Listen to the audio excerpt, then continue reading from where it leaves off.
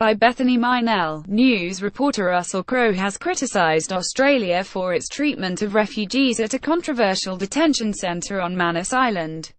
Hundreds of people have been sent to the remote Pacific island under Australia's strict border control policy, with the actor demanding change in a series of tweets.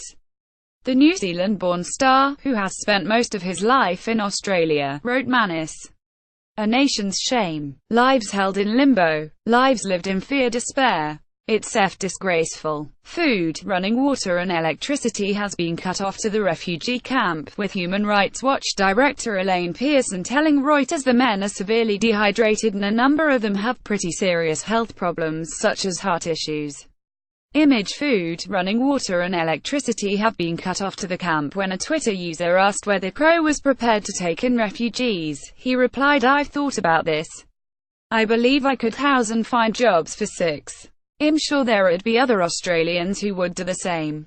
In a situation which the UN are calling a humanitarian emergency, about 600 men have barricaded themselves inside the camp, frustrating government efforts to shut it down.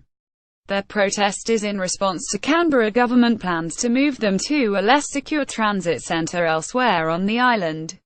Crowe wrote, "If one of the men on Manus was your brother, your uncle, your father, your son, the world is in Australia we look like hay." After receiving several critical comments, he defended his right to share his opinion, adding, "Go ahead, write stupid articles, send me abuse, call me naive.